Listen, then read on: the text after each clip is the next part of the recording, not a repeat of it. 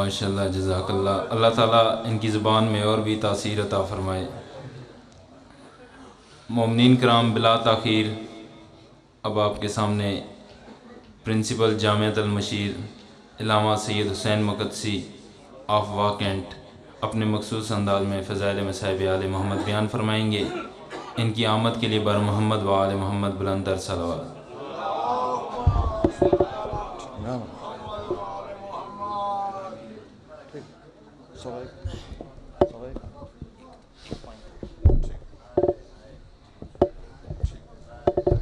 صلوات پڑھے محمد و آل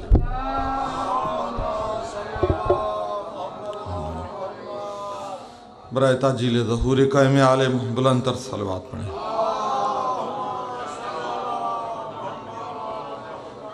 کافی سارے مومنی تشریف فرمائیں جس طرح آل محمد اللہ کے صلوات ہیں، بلند صلوات پڑھیں۔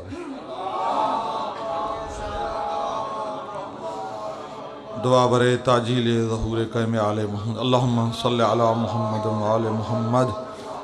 اللہم کن ولیک الحجت ابن الحسن صلواتک علیہ وعلی آبائہ فی عز الساعات وفی کل ساعہ، ولیا وحافظا وقائدا وناصرا ودلیلا وعینا، حتی تسکن ورزاک طوعا وتمتع فیہا طویلا۔ یا رب الحسین بحق الحسین اشف صدر الحسین بظہور الحجت القائم المہدی صلوات اللہ علیہم اجمعین۔ اللہم لعن اعداء آل محمد من الجن والانس الاولین والآخرین۔ اللہم صلی علی محمد وعلی محمد۔ صلوات پڑھے محمد وعلی۔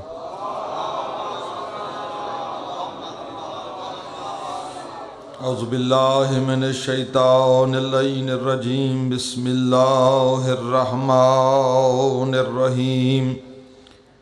الحمد للہ رب العالمین والعاقبۃ لأہل التقوی والیقین، والصلاۃ والسلام علی سید الانبیاء والمرسلین، سیدنا و نبینا و شفیع ذنوبنا و طبیب قلوبنا ابی القاسم محمد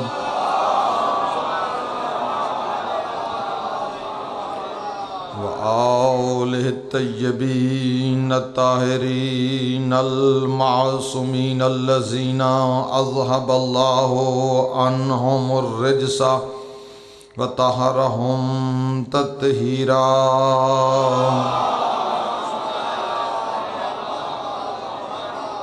سیم الامام المنتظر الحجت الثانی العشر، روحی وارواح العالمین لمقدم الفدا، ولعنت اللہ علی اعدائہم من یومنا ھذا الی قیام یوم الدین۔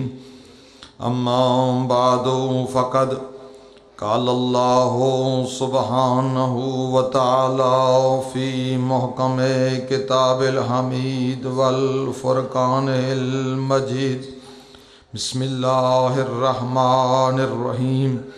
ثم اورثنا کتاب الذی اصطفیناہ من عبادنا۔ صلوات پڑھے محمد۔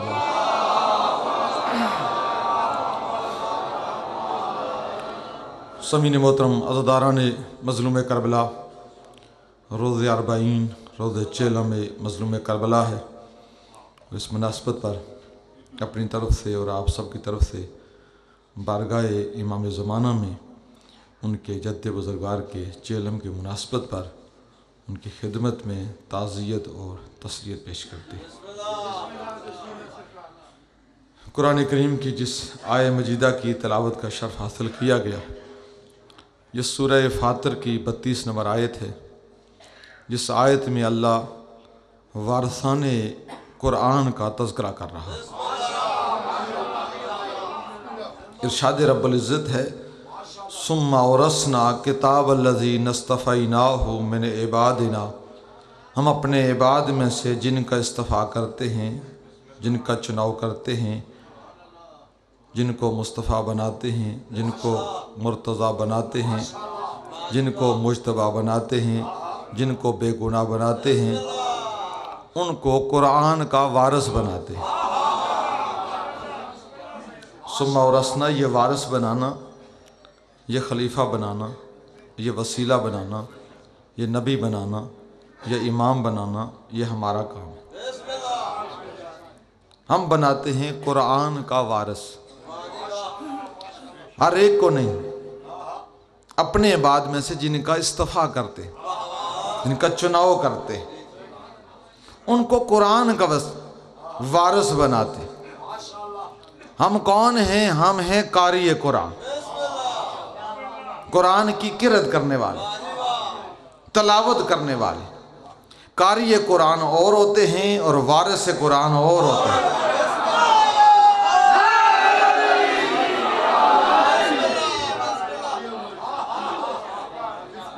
حضور اللہ فرماتا ہے ثم ورثنا، ہم وارث بناتے ہیں۔ وارث کی دو قسمیں ہیں، ایک وارث عام ہوتا ہے اور ایک وارث خاص ہوتا ہے۔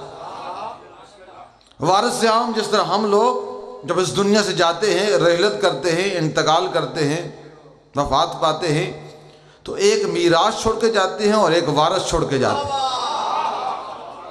کچھ چیزیں ہیں، جائیدادیں ہیں، مکان ہیں، یہ میراث ہوتی ہیں۔ جو بیٹے ہیں، اولاد ہے، ان کو وارث کہتے ہیں۔ حضور عام میراث میں بھی جو مضبوط وارث ہوتے ہیں، اپنی میراث پر کسی کو قبضہ نہیں کرنے دیتے۔ عام میراث میں بھی جو مضبوط وارث ہوتے ہیں، کسی غیر کو قبضہ نہیں کرنے دیتے۔ اللہ عام میراث کی بات نہیں کر رہا، خاص میراث کی بات کر رہا ہے۔ ثم ورثنا، ہم جن کو وارث بناتے ہیں وہ قرآن کے وارث ہیں، وہ نبوت کے وارث ہیں، وہ رسالت کے وارث ہیں، وہ امامت کے وارث ہیں، وہ ولایت کے وارث ہیں۔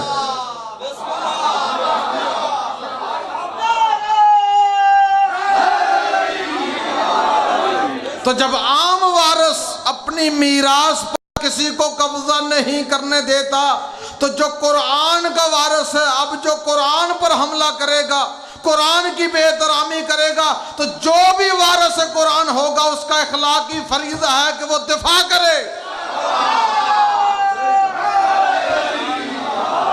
کہ جس مظلوم کا آپ چیلہ منا رہے، یہ حسین ابن علی وارثان قرآن میں سے چوتھے وارث ہیں۔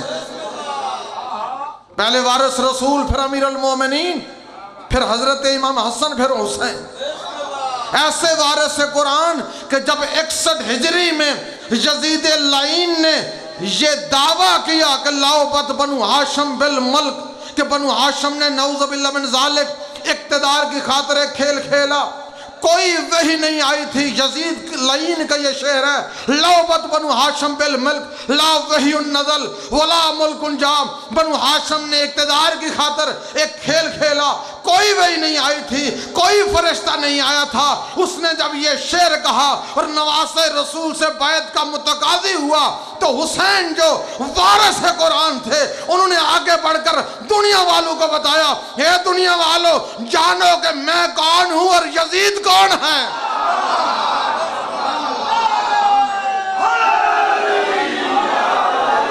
حسین فرماتے ہیں نحن اہل بیت النبوہ، اے دنیا والوں جانو ہم نبوت کے اہل بیت والے ہیں۔ نحن اہل بیت النبوہ و معدن الرسالہ، رسالت کے خزینے ہیں، و محبت الوحی، اور وحی ہمارے گھروں میں نازل ہوتی ہے، وہ مختلف الملائکہ، ملائکہ ہمارے گھر میں آتے رہتے ہیں۔ یزید یہ کہہ رہا ہے کہ وحی نہیں آئی، دنیا والوں بتاؤ یہ قرآن کس کے ذریعے سے نازل ہوا؟ سورہ نجم میں خالق فرماتا ہے وَمَا يَنْتِقُ عَنِ الْهَوَىٰ إِنْ هُوَ إِلَّا وَحْيٌ يُوحَىٰ۔ میرا حبیب اس وقت تک گفتگو کرتا ہی نہیں ہے، اس وقت تک زبان کو ہلاتا ہی نہیں ہے جب تک ہماری طرف سے وحی نہ نازل ہو جائے۔ قرآن نازل ہوا وحی کے ذریعے سے۔ یزید انکار کر رہا تھا قرآن کا، یزید انکار کر رہا تھا وحی کا۔ حسین تھے وارث قرآن، دنیا کو بتانا یہ چاہتے تھے کہ جو وارث ہوتا ہے اپنی میراث پر کسی کو قبضہ نہیں کرنے دیتا۔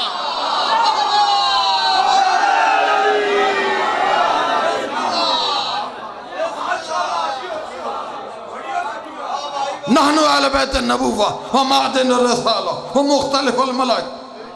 یزید کون ہے؟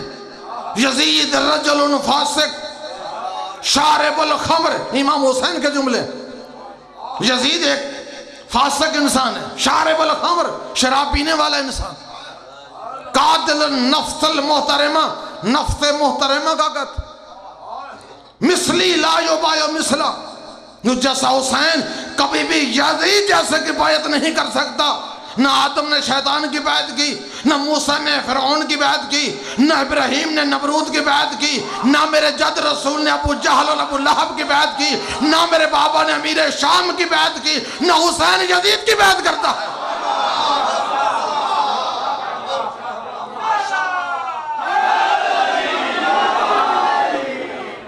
اس لیے رسول نے فرمایا حسین منی وانا من الحسین۔ آج چونکہ چہرم کا دن ہے اس لیے بتانا یہ چاہتا ہوں کہ مقام حسینیت کیا ہے۔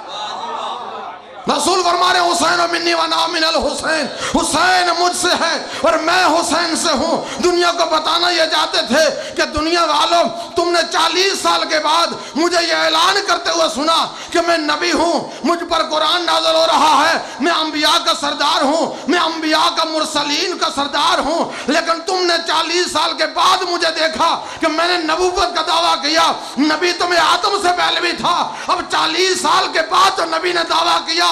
مکہ والوں کو، آج کے محدث اور مورخ کو یہ پریشانی لائق ہوئی کہ حضرت عبداللہ کی گود میں آنے والا شہزادہ اتنا بڑا نبی جو سید الانبیاء بن گیا، سید المرسلین بن گیا، اگر ہمیں علم ہوتا کہ یہ شہزادہ عبداللہ کا اگر یہ بڑے ہو کر اتنا بڑا نبی بنے گا تو کم از کم ہم اس کے بچپنے کے حالات کو لکھتے، جوانی کے حالات کو لکھتے، اس کی سیرت کو لکھتے، اس کے اخلاق کو لکھتے۔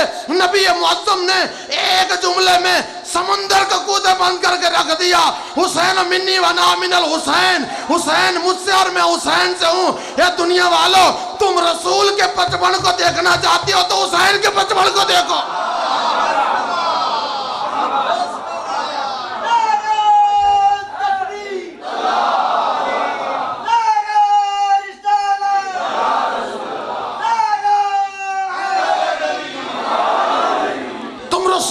بچپن کو دیکھنا چاہتے ہو حسین کے بچپن کو دیکھو، رسول کے اخلاق کو دیکھنا چاہتے ہو حسین کے اخلاق کو دیکھو، رسول کی سیرت کو دیکھنا چاہتے ہو تو حسین کی سیرت کو دیکھو، اس لیے کہ حسین مجھ سے ہے اور میں حسین سے ہوں۔ یہ ایک توجہ۔ دوسری توجہ علماء اخلاق نے لکھی کہ نبی نے فرمایا کہ حسین مجھ سے اور میں حسین سے ہوں۔ نبی فرمانا یہ چاہتے تھے ہر چیز کا ایک جسم ہوتی ہے، جسم ہوتا ہے اور ایک روح ہوتی ہے، ایک ظاہر ہوتا ہے، ایک باطن ہوتا ہے، ایک وجود ہوتا ہے، ایک بقا ہوتی ہے۔ حسین منی، حسین مجھ سے ہے۔ 61 ہجری تک حسین مجھ سے ہے، وہ انا من الحسین۔ 61 ہجری سے لے کر قیامت تک میں رسول حسین سے ہوں، اس لیے کہ میری شریعت حسین کی وجہ سے، میری نبوت حسین کی وجہ سے، میری رسالت حسین کی وجہ سے۔ ان الاسلام محمدی الوجود و حسینی البقا، یہ اسلام وجود کے اعتبار سے محمدی ہے اور بقا کے اعتبار سے حسینی ہے۔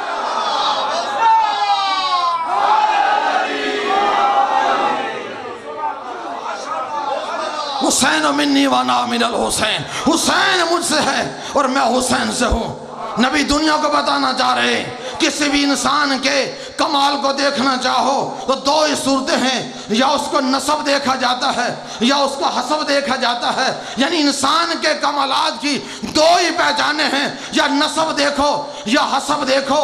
ایک مرتبہ یہ دیکھا جاتا ہے کہ یہ کتنا اچھا انسان ہے، ایک مرتبہ یہ دیکھا جاتا ہے کہ کسی اچھے انسان کا بیٹا ہے، اگر خود اچھا ہو یہ اس کا حسب ہے، کسی اچھے کا بیٹا ہو یہ اس کا نسب ہے، خاندان ہے یا ذاتی کردار ہے۔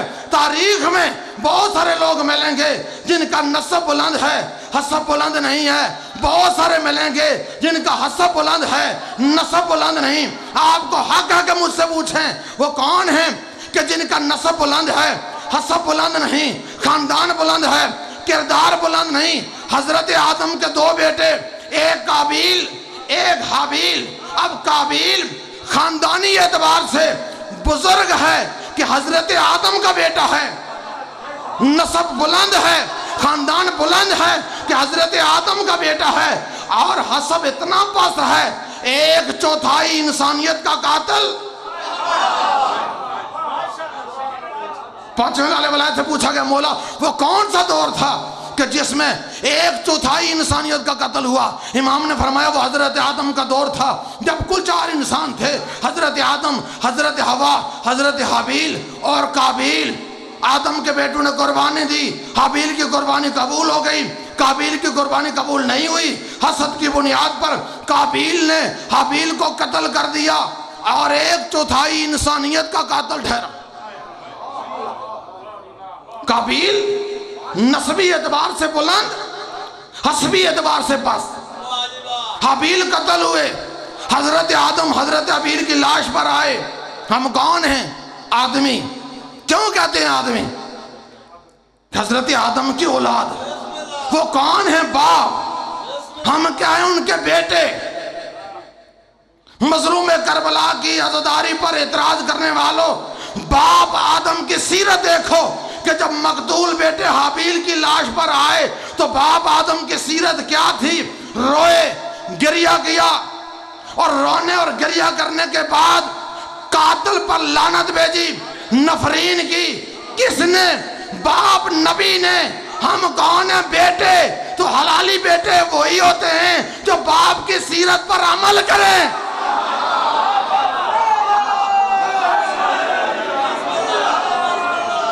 حابیل آدم کا بیٹا تھا، حسین رسول کا بیٹا ہے۔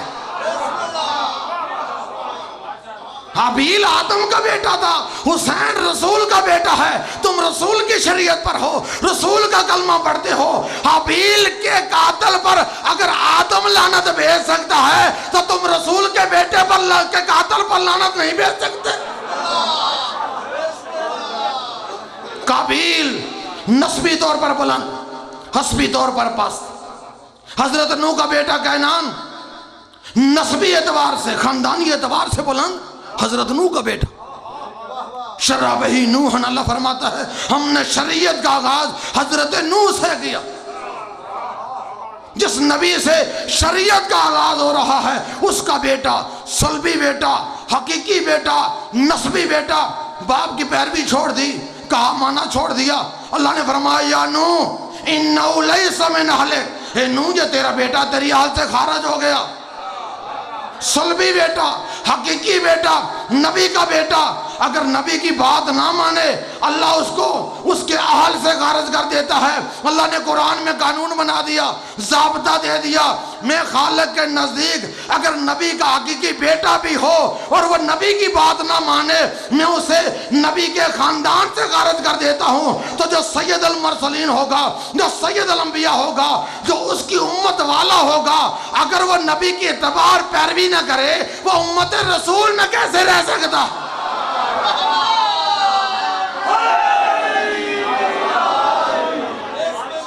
کینان نسبی اعتبار سے بلند ہے کہ حضرت نوح کا بیٹا ہے، حسبی اعتبار سے پست ہے کہ باپ کا کہا چھوڑ دیا۔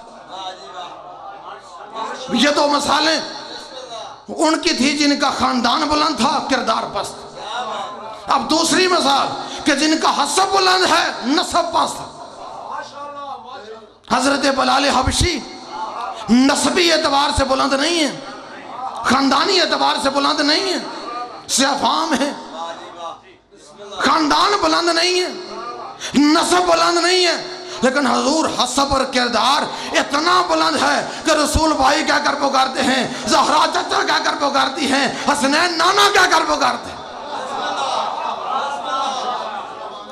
حضرت سلمان فارسی نسب بلند نہیں ہے، خاندان بلند نہیں ہے، عجم کے رہنے والے، فارس کے رہنے والے ہیں، خاندان کا پتہ نہیں ہے، نسب کا پتہ نہیں ہے، لیکن حسب اور کردار اتنا بلند ہے کہ رسول فرماتے ہیں السلمان من اہل البیت۔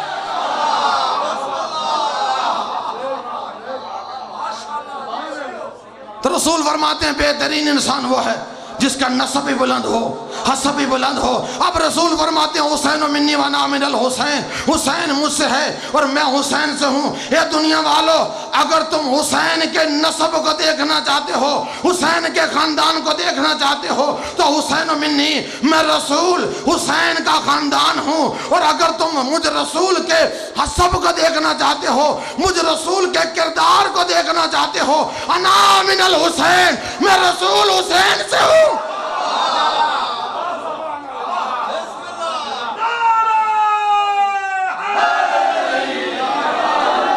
رسول کا اپنا نسب رسب کیا ہے؟ رسول کا نسب خاندان، آپ حضرت محمد ابن عبداللہ ابن عبد المطلب ابن ہاشم ابن قصی کلاب الہ ابراہیم و اسماعیل، یہ آپ کا نسب ہے۔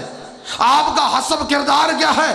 رحمت العالمین ہیں، سید الانبیاء ہیں، سید المرسلین ہیں، طٰہٰ ہیں، یاسین ہیں، یا ای المزمل ہیں، یا ای المدثر ہیں۔ حضرت عبداللہ نسبی اعتبار سے حضرت رسول کے والد کرام ہیں، اور حسبی اعتبار سے آپ کے امتی ہیں۔ حضرت عبداللہ جو آپ کے پدر بزرگ تھے، نسبی اعتبار سے رسول کے والد گرامی ہیں، اور حسبی اعتبار سے، کردار کے اعتبار سے رسول کے امتی۔ حضرت ابراہیم نسبی اعتبار سے رسول کے آباء و اجداد میں آتے ہیں، لیکن نسبی اعتبار سے، حسبی اعتبار میں آپ کے غلام بنتے ہیں۔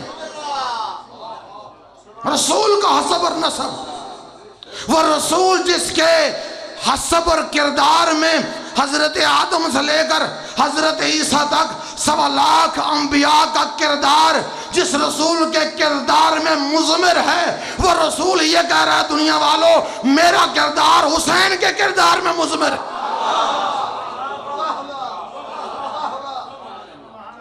نسب اور حسب، رسول فرماتے ہیں کائنات میں اللہ نے جس طرح میرے بیٹے حسین کو نسب دیا، جس طرح میرے بیٹے حسین کو حسب دیا، کائنات میں کسی کو نہ حسب ملا نہ نسب ملا۔ کائنات میں جس طرح حسین کا نانا ہے، کسی کو ایسا نانا نہیں ملا۔ کائنات میں جس طرح حسین کا بابا ہے، کسی کو ایسا بابا نہ ملا۔ کائنات میں جس طرح حسین کی ماں ہے، کسی کو ایسی ماں نہ ملی۔ کائنات میں جس طرح حسین کا بھائی ہے، کسی کو ایسا بھائی نہ ملا۔ کائنات میں جس طرح حسین کی بہنیں ہیں، کسی کو ایسی بہنیں نہ ملی۔ کائنات میں جس طرح حسین کے اصحاب ہیں، اس طرح کسی کو اصحاب نہ ملے۔ جس طرح حسین کے عزادار ہیں، اس طرح کسی کو عزادار نہ ملے۔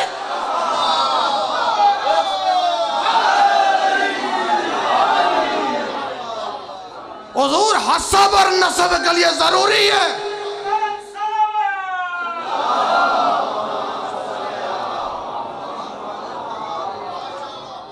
حسب اور نسب کے لیے ضروری ہے کہ نسب میں کوئی ایک سلسلہ، کوئی ایک زنجیر، کوئی ایک کڑی مشکوک نہ ہو۔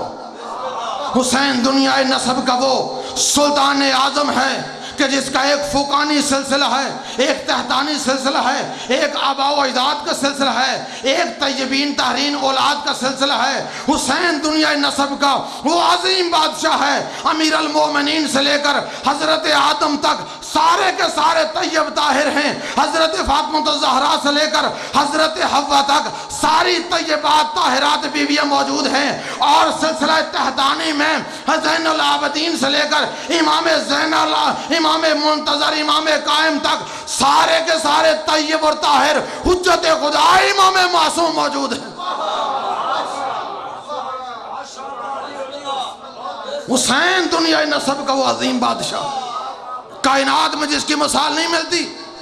زیارت وارثہ، معصوم کی زبان سے نکلی ہوئی زیارت، معصوم کے ہاتھ سے لکھی ہوئی زیارت، جس کی بہت زیادہ تاکید ہے کہ مومنین ہر روز زیارت وارثہ کی تلاوت کریں۔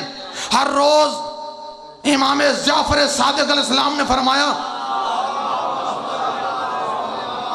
آج 40 کا دن ہے، آج بھی زیارت امام حسین۔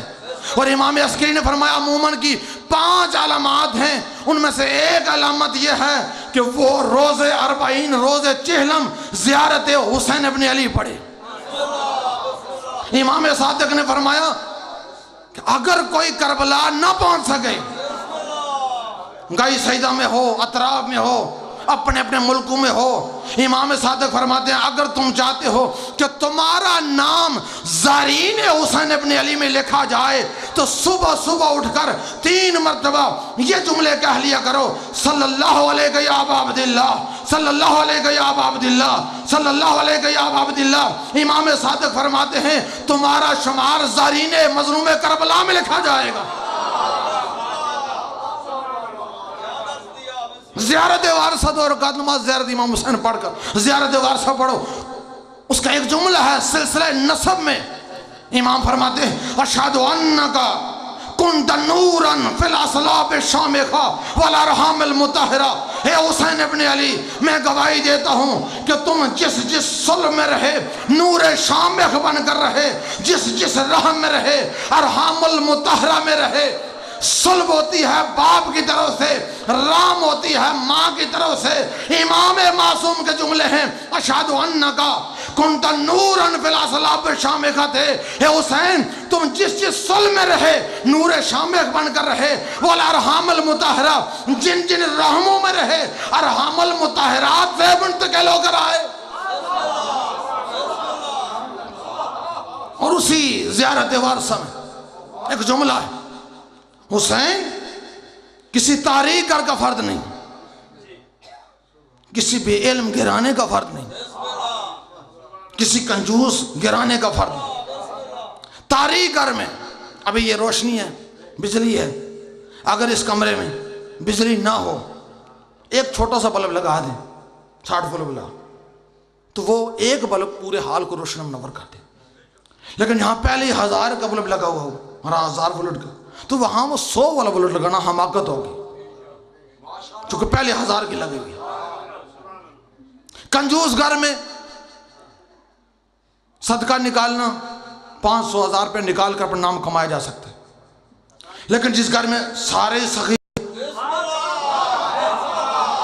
وہاں پر سخی بننا بہت مشکل ہے. بے علم گھرانے میں جہاں علم نہ ہو، وہاں اگر کوئی میٹرک نہ، کسی خاندان میں کوئی میٹرک والے نہیں تو میٹرک کر کے نام کما سکتے. جہاں میٹرک والے ہو تو ایف اے کر کے نام کما سکتے، ایف اے والے ہو تو بی اے کر کے نام کما سکتے. پڑھے لکھے گھروں میں پڑھنا آسان ہے، پڑھ کے نام کمانا مشکل ہے. بے علم گھرانے میں پڑھنا مشکل ہے، پڑھ لے تو نام کمانا مشکل ہے، نام کمانا آسان. کنجوس گھر میں صدقہ نکالنا مشکل ہے، صدقہ نکال لے تو نام روشن ہوگا. تاریخ گھر میں چھوٹی سی روشنی سے روشن ہو سکتا ہے، لیکن جہاں پہلے ہی روشنی ہو وہاں مختصر سی روشنی کسی کام کے نہیں. حسین بے علم خاندان کا فرد نہیں، اس خاندان کا فرد ہے، تاریخ گھر کا فرد نہیں. اس گھر کا فرد ہے جہاں نبوت ہے تو 1.25 لاکھ نردے کی، جہاں امامت ہے تو آخری درجے کی، جہاں عصمت و طہارت ہے تو آخری درجے کی. کنجوس گرانے کا فرد نہیں، جہاں سارے کے سارے سید الاسقیاء. اور حسین کے بابا علی وہ ہیں جنہوں نے فضیلت کے میدان میں کوئی ایسی فضیلت چھوڑی نہیں. وہ کون سی فضیلت ہے کہ جو حسین کے بابا علی کے پاس نہیں؟ اسلام ہے تو اول المسلمین ہے، ایمان ہے تو کل ایمان ہے، تقوی ہے تو امام المتقین ہے، سخاوت ہے تو سید الاسقیاء ہیں، زہد ہے تو سید الازدہاد ہیں. وہ کون سی فضیلت ہے جو حسین کے بابا کے پاس نہیں؟ نبوت ہے تو آخری درجے کی، رسالت ہے تو آخری درجے کی، امامت ہے تو آخری درجے کی، طہارت ہے تو آخری درجے کی. ایسے حالات میں حسین اپنا نکھار پیدا کریں تو کیسے کریں؟ لیکن حسین دنیا والوں کو بتانا یہ چاہتے ہیں کہ میں حسین ابن علی ایک ایسا کردار چھوڑنا چاہتا ہوں کہ رسول مدینہ چھوڑ کر کربلا آ کر بتائے کہ حسین جو تو نے کام کیا وہ کوئی بھی نہ کر سکا. بابا نجف چھوڑ کر آئے اور بتائے حسین جو تو نے کیا وہ کوئی نہ کر سکا. اور زیارت وارثہ کے جملے ہیں اشہد انک کنت نورا فی الاصلاب الشامخہ والارحام المطہرہ واشہد انک قد اقمت الصلاۃ وآتیت الزکوٰۃ. حسین میں گواہی دیتا ہوں کہ جس نیت کی نماز آپ نے پڑھی کائنات میں کوئی ایسی نماز نہ پڑھ سکا. نماز پڑھنا واجب ہے ہر مومن پر، بار بھی ایک بینر پر ایک جملہ لکھا ہوا، مجھے بڑا تعجب ہے یہ کہاں سے لایا گیا. دیکھیں ایک جملہ لکھا ہوا ہے کہ جو ہماری اللہ کی عبادت نہیں کرتی، امام زین العابدین علیہ السلام کا. مجھے پڑھ کر بڑا تعجب ہوا کہ امام فرماتے ہیں کہ اگر تم نماز اور روزہ نہیں کرو گے تو تمہیں رونے ماتم کرنے کا کوئی فائدہ نہیں. ایسا نہیں ہو سکتا، اس لیے کہ امام صادق نے فرمایا ہے من بقا علی الحسین وابقا اتبا کا واجب اللہ الجنہ. جو بھی روئے گا، رونے کی شکل بنائے گا، رولائے گا، اس پر جنت واجب ہے. کوئی شرط نہیں لکھائی امام نے. نماز پڑھنا واجب ہے. علی کے شیعہ کے لیے ضروری ہے کہ وہ علی کی سیرت پر عمل کرے، سید سجاد کی سیرت پر عمل کرے، لیکن سیرت کا بہانہ بنا کر عزاداری پر حملہ نہ کرو. نماز کا بہانہ بنا کر عزاداری پر حملہ نہ کرو.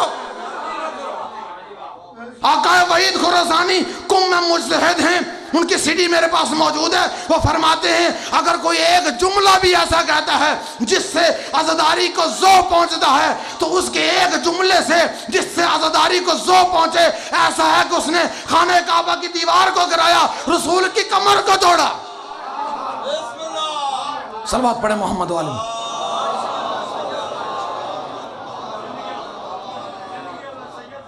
مجتہد ہیں، فقیہ ہیں، مرجع ہیں، عام مرجع نہیں، جن کے طالب علم مجتہد ہیں، شاگردان مجتہد ہیں، ہمارے استاد ہیں. سی ڈی میرے پاس موجود ہے. وہ کہتے ہیں ایک جملہ اگر کوئی کہتا ہے عزاداری مظلوم کربلا کے لیے، جس سے ماتمداری میں فرق آتا ہے، جس سے عزاداری میں فرق آتا ہے، اس کے ایک جملے سے ایسا ہے کہ اس نے رسول کی کمر کو توڑا ہے. اور امام صادق فرماتے ہیں من بقا علی الحسین وابقا اتبا کا واجب الجنہ. امام کے جملے. اور آل محمد وہ ہیں جن کے متعلق رسول نے فرمایا اولنا محمد اوسطنا محمد آخرنا محمد وکلنا محمد. ایسا نہیں ہو سکتا کہ جو پہلا کہے وہ درمیان والا نہ کہے، وہ آخر والا نہ کہے، پہلا کچھ اور کہے، درمیان والا کچھ اور کہے. یہ ہو نہیں سکتا. امام صادق کچھ اور کہیں، امام زین العابدین کچھ اور کہیں.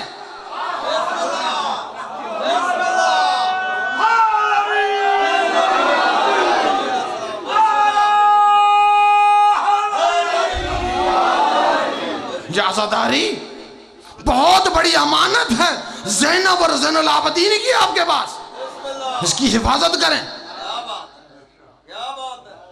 قائد محترم آقا موسوی نے ملت کا یہ پیغام دیا ہے کہ اگر تم دہشت گردی سے بچنا چاہتے ہو، عالمی استعمار و استقبار کے اشرار کے شر سے بچنا چاہتے ہو، ولایت علی اور عزاداری کا دامن نہ چھوڑنا. یہ روحانی ایسے ایٹم ہیں کہ ان کی موجودگی میں دنیا کی کوئی طاقت تمہیں ختم نہیں کر سکتی.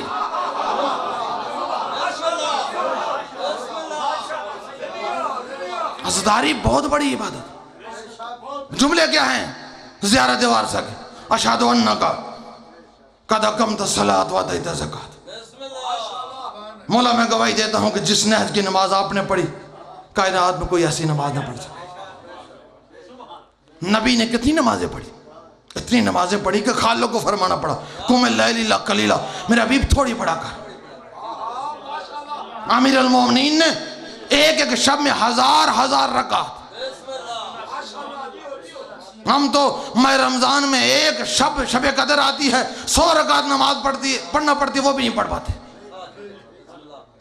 علی ہیں جو 1000 رکعت نماز پڑھتے. آقا ذاتی زہرا جب مصلی عبادت پر کھڑی ہوتی تھی تو نور آسمان سے جا کر ملتا تھا.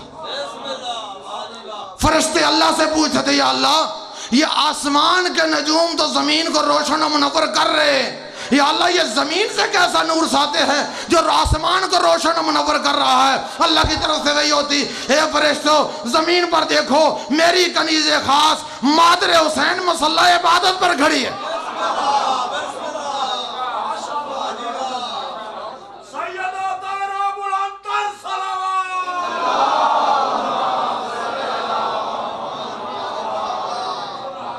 زیارت وارثہ بس ایک جملہ بصیبت کا آپ کی زحمت.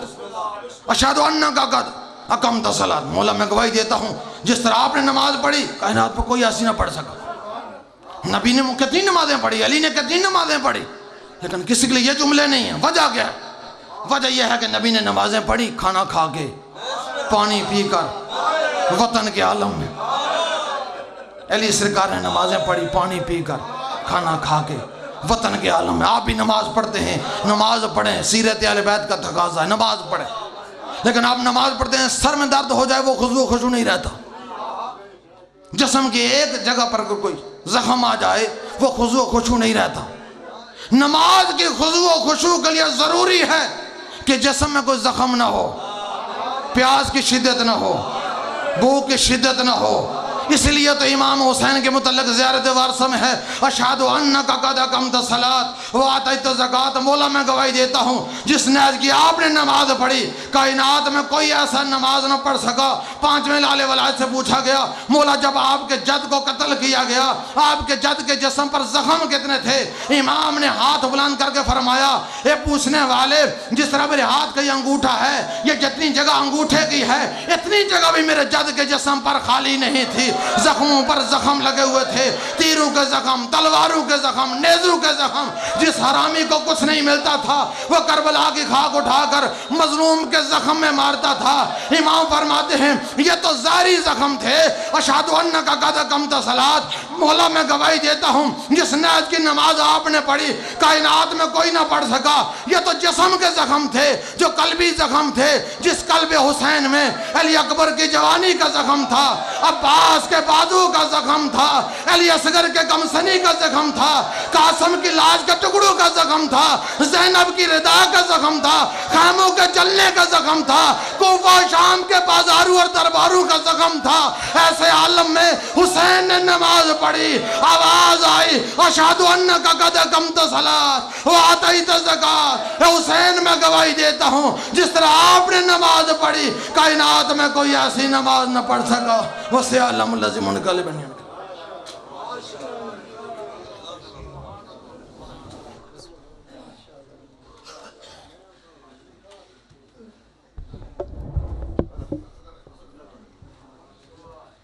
ماشاءاللہ جی، جزاک اللہ۔ مومنین کرام، قبل اس کے کہ مولانا ملک آفتاب حسین جوادی صاحب زیر ممبر ہوں، ان سے پہلے ایک مجلس اعزا کا اعلان سماعت فرمائیں۔ مجلس اعزا برائے سال ثواب امتیاز حسین جعفری 12 فروری بمقام ادوال میں منعقد ہو رہی ہے، جس میں پڑھنے والے حضرات علامہ سید ذوالفقار حیدر نقوی، نجم الذاکرین نجف عباس بسار منڈی بہاؤدین، مولانا فضل عباس حمدانی راولپنڈی، ذاکر امجد حسین شاہ گائی سیداں، ذاکر البیت سجاد حیدر بخاری شماری سیداں، اور ذاکر البیت کارب حسین شاہ سید کسراں، اور ذاکر البیت آغا نیر عباس دندہ یہ خطاب فرمائیں گے۔ تمام مومنین سے شرکت کی استدعا ہے۔